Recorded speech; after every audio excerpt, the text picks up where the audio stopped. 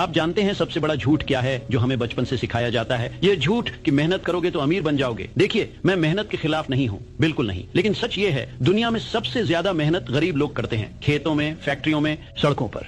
वे सूरज निकलने से पहले उठते हैं और अंधेरा होने के बाद सोते हैं। फिर भी वे अमीर क्यों नहीं बनते?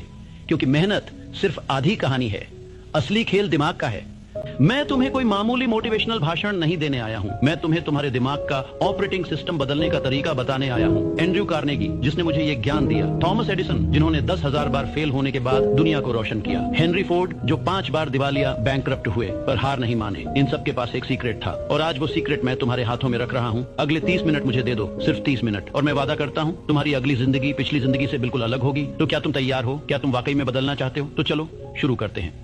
सबसे पहले बीमारी की पहचान। जब तक तुम्हें पता नहीं होगा कि समस्या कहाँ है, तब तक समाधान कैसे मिलेगा? तुम कंसिस्टेंट क्यों नहीं रह पाते? देखो, तुम शुरुआत तो धूमधाम से करते हो, सोशल मीडिया पर पोस्ट डाल देते हो, न्यू ईयर न्यू मी, पर 1 महीने में वो पोस्ट शर्म से डिलीट करनी पड़ती है। क्यों? क्योंकि तुम बहाने के शिकार हो। जब मैंने अपनी सबसे विवादास्पद किताब आउटविटिंग द डेविल लिखी, तो मैंने एक बात कही थी जिसने लाखों लोगों को झकझोर दिया। 89% लोग बहाने के शिकार हैं। वे जिंदगी में बहते रहते हैं बिना दिशा के, बिना मकसद के।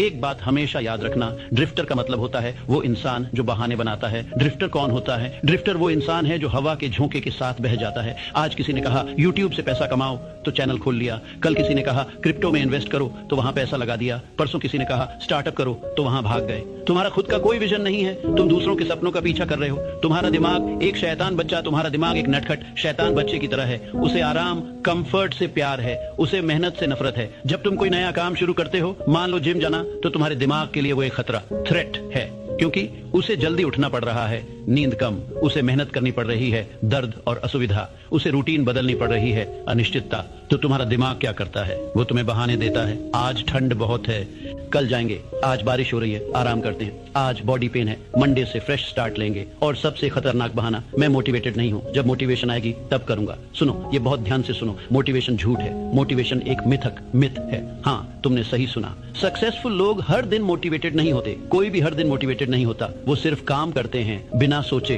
बिना फीलिंग के। तुम मोटिवेशन का इंतजार कर रहे हो, पर मोटिवेशन तो तब आती है जब तुम काम करना शुरू कर देते हो। सफलता और आराम कभी एक कमरे में नहीं रह सकते। याद रखो ये सुनहरा नियम। सक्सेस और कंफर्ट एक साथ नहीं रह सकते। जहां कंफर्ट है वहां ग्रोथ नहीं, जहां ग्रोथ है वहां डिस्कंफर्ट जरूर है। अगर तुम कंसिस्टेंसी ढूंढ रहे हो तो तुम्हें अपने आप से लड़ना पड़ेगा। ये जंग बाहर की दुनिया से नहीं है, ये जंग है तुम्हारे बिस्तर से, तुम्हारे मोबाइल फोन से, तुम्हारे पुराने वर्जन से। और जब तक तुम ये जंग नहीं जीतते, तब तक बाहर की दुनिया में तुम कुछ नहीं जीत पाओगे। कंसिस्टेंसी एक मांसपेशी है, कंसिस्टेंसी कोई जादू की छड़ी नहीं है। कंसिस्टेंसी एक मसल है। जिस तरह जिम में पहली बार जाते हो तो दर्द होता है, वैसे ही कंसिस्टेंट बनने की शुरुआत में दर्द होगा। तुम्हारा दिमाग चिल्लाएगा बंद कर ये सब, तुम्हारा शरीर कहेगा आराम कर ले, तुम्हारे दोस्त कहेंगे इतना सीरियस मत बन। पर यही तो असली परीक्षा, टेस्ट है। जब तक तुम्हारा काम तुम्हारी आदत न बन जाए, तब तक तुम्हें जबरदस्ती करनी पड़ेगी। पर एक बार जब ये आदत बन गई, तो फिर तुम्हें फोर्स की जरूरत नहीं पड़ेगी। तब तुम्हारा शरीर खुद ब खुद काम करने लगेगा। पहले हम आदतें बनाते हैं, फिर आदतें हमें बनाती हैं। अब मैं तुम्हें ब्रह्मांड, यूनिवर्स का एक गहरा रहस्य बताता हूँ। इसे मैं कहता हूँ कॉस्मिक हैबिट फोर्स। ब्रह्मांड की निरंतरता देखो इस पूरी कायनात को। सूरज कभी लेट नहीं होता, वो रोज बिना एक्सक्यूज के सुबह निकलता है। चाहे बादल हो, चाहे तूफान हो, धरती कभी रुकती नहीं है, वो लगातार घूमती रहती है। अगर 1 सेकंड के लिए भी रुक जाए तो पूरी जिंदगी खत्म हो जाएगी। नदियां बहती रहती हैं, पहाड़ों को काटती हुई, चट्टानों को तोड़ती हुई, बिना थके, बिना रुके। अगर ये प्रकृति, नेचर कंसिस्टेंट ना हो तो ये दुनिया एक दिन में खत्म हो जाएगी। तो तुम जो इसी प्रकृति का हिस्सा हो, तुम कैसे सोच सकते हो कि बिना कंसिस्टेंसी के तुम कुछ बड़ा कर लोगे?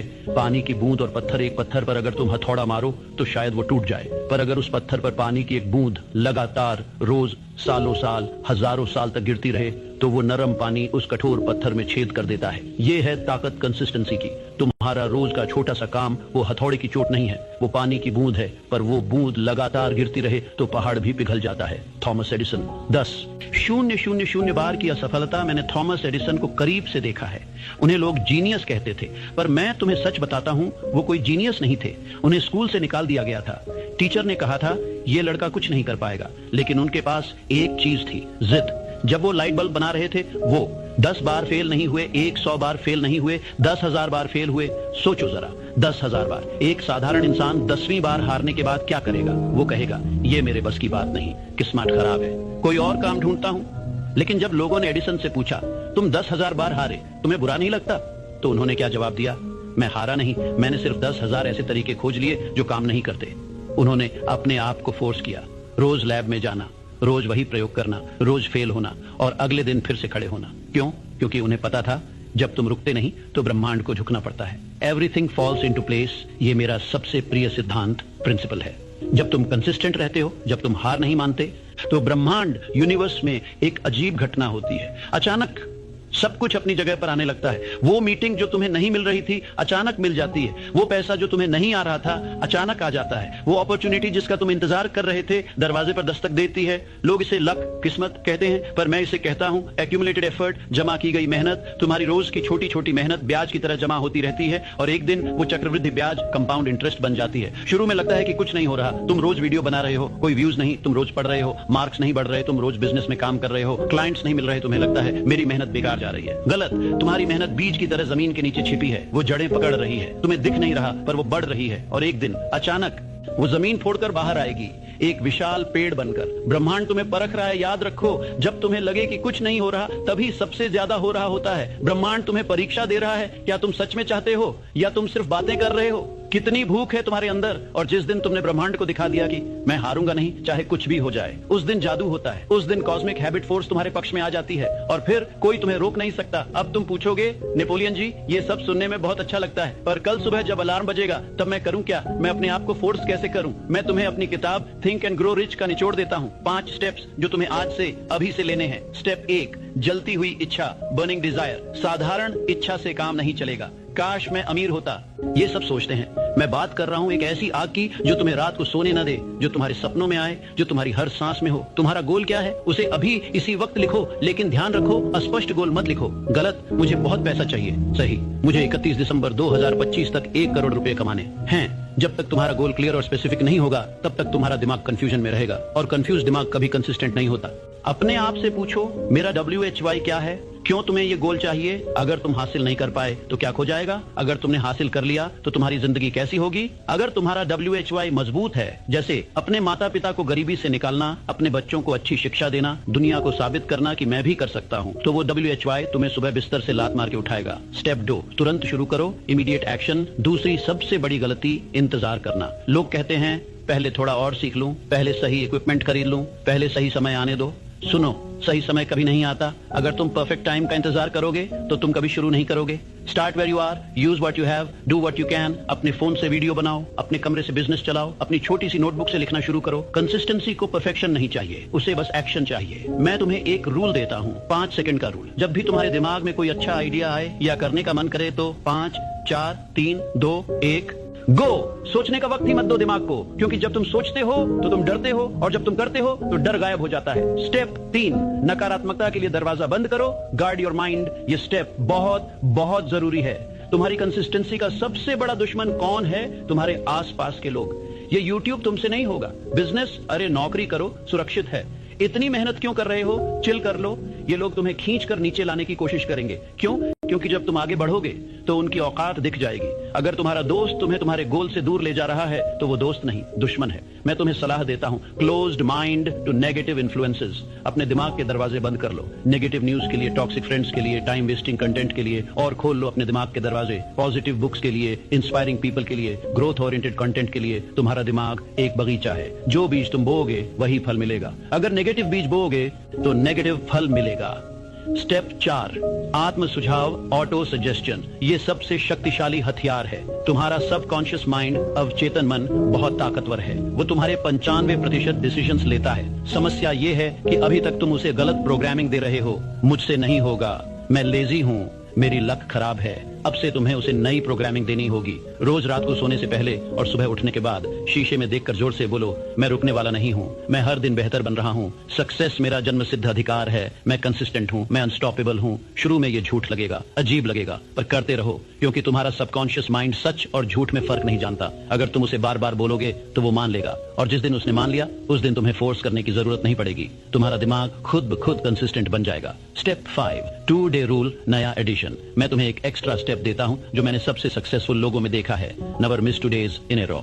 लगातार 2 दिन मत छोड़ो। देखो तुम इंसान हो, कभी कभी थक जाओगे, बीमार पड़ जाओगे, इमरजेंसी आएगी, एक दिन छूट सकता है, उसमें कोई बुराई नहीं। लेकिन अगर तुमने लगातार 2 दिन छोड़ दिए तो वो आदत टूट जाएगी। फिर तीसरा दिन आसान हो जाता है छोड़ना, फिर चौथा, फिर 5वां, और इसी तरह तुम्हारा पूरा स्ट्रीक खत्म हो जाता है। तो याद रखो, 1 day of okay, 2 days of danger. अगर एक दिन छूट गया तो अगले दिन जबरदस्ती वापस आ जाओ, चाहे 5 मिनट के लिए ही सही, पर करो। अब मैं तुम्हें एक सच्ची कहानी सुनाता हूँ। ये कहानी मैंने अपनी किताब में लिखी थी, पर आज तुम इसे महसूस करो। ये है R.U. डार्बी की कहानी। सोने का बुखार सन 1800 के अंत में अमेरिका में गोल्ड रश, सोने की भागदौड़ चल रही थी। हर कोई अमीर बनना चाहता था। डार्बी को भी वो बुखार चढ़ा। उसने सोचा, मैं भी अमीर बनूंगा। वो कोलोराडो की पहाड़ियों में गया, जमीन खरीदी और खुदाई शुरू की। दिन रात मेहनत की, पसीना बहाया, और एक दिन उसे सोना मिल गया। वो खुशी से पागल हो गया। उसने सोचा, मैं अमीर बन गया, लाइफ सेट हो गई। लेकिन उस सोने को बाहर निकालने के लिए उसे बड़ी मशीनों की जरूरत थी। वापसी और मेहनत। डार्बी वापस घर गया, अपने रिश्तेदारों से, दोस्तों से पैसे इकट्ठे किए, मशीनरी खरीदी और वापस आया।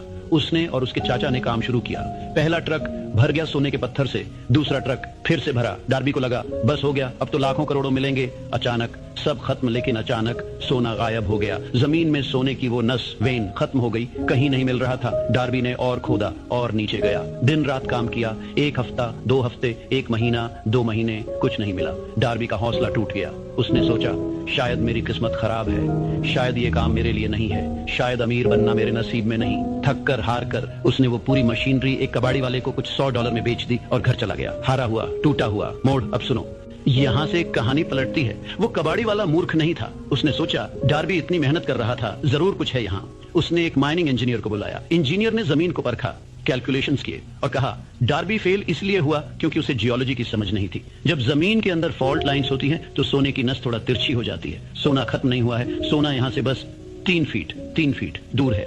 सिर्फ 3 फीट कबाड़ी वाले ने खोदा, सही दिशा में, सिर्फ 3 फीट, और करोड़ों रुपयों का सोना मिल गया। सबक डार्बी ने कंसिस्टेंसी तोड़ दी जब वो सबसे करीब था। बस 3 फीट, बस थोड़ी सी और मेहनत, बस थोड़ा सा और धैर्य, पर वो हार मान गया। जिंदगी भी यही करती है तुम्हारे साथ। जब तुम सक्सेस के सबसे करीब होते हो तभी सबसे बड़ी मुश्किल आती है।